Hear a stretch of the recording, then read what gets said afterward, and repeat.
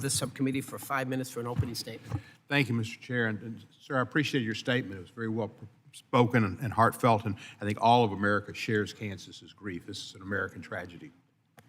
Thank you. Good morning, and thank you, Chairman Nels, for convening this important hearing, and I also want to thank the witnesses for being here to testify. Before we begin, I want to acknowledge the tragic aviation accident that occurred last week. I was up last night and I was looking at a video of the accident that the New York Times created at 3D, and I kept looking at it and thinking, it's not going to happen. They're going to miss it. It's hard to believe that it happened. I mean, it's just tragic, and you think of the people and the pilots and everybody. It's just awful. We need to study those, and we will, and we'll find out what happened and how we can improve our system in D.C. and around the country. Last year, Congress took significant steps in enhancing air safety through the FAA Reauthorization Act of 2024. This expanded air traffic control, workforce training, improves the runway safety through new detection system, and mandates a 25-hour cockpit voice recorder to help make better investigations possible, because the recorders will be saved for investigators to study. Additionally, the bill directs the FAA to address near misses and runway incursions. We had too many of them last year, and have too many of them. Any amount is too many. We need to invest in resilient airport infrastructure and enhance helicopter safety. These measures are critical and are still in the process of being implemented, but as last week's tragedy reminds us, our work is never finished. Safety must always be our top priority, and as product changes, rules sometimes change. Unfortunately, some have attempted to politicize this tragedy. President Trump immediately speculated the tragic crash at DCA was somehow caused by diversity, equity, and inclusion. Nothing has ever been the cause of DEI. Let me be clear, this is absolutely no evidence that DEI played any role in this accident, and any claims otherwise are baseless, taking away from the real issue that we need to study.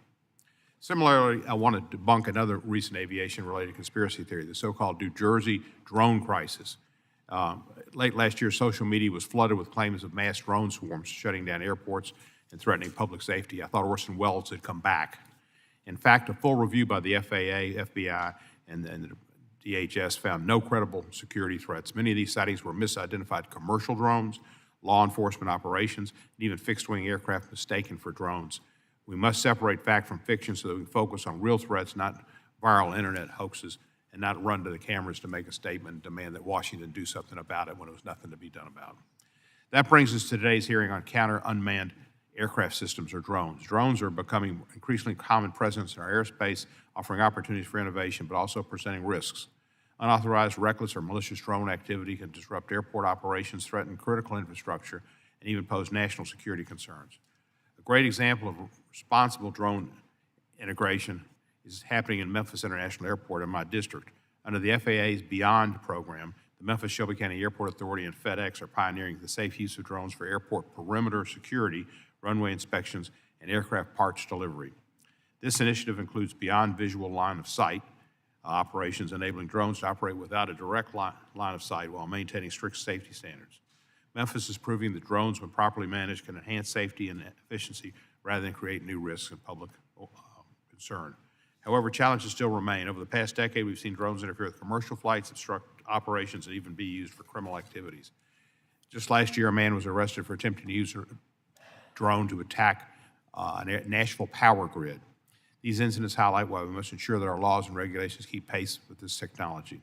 Last Congress, the Bipartisan Counter-UAS Authority Security, Safety, and Reauthorization Act sought to renew and reform current legal authorities that provide the DHS and the Department of Justice with critical tools to detect and mitigate credible threats posed by drones.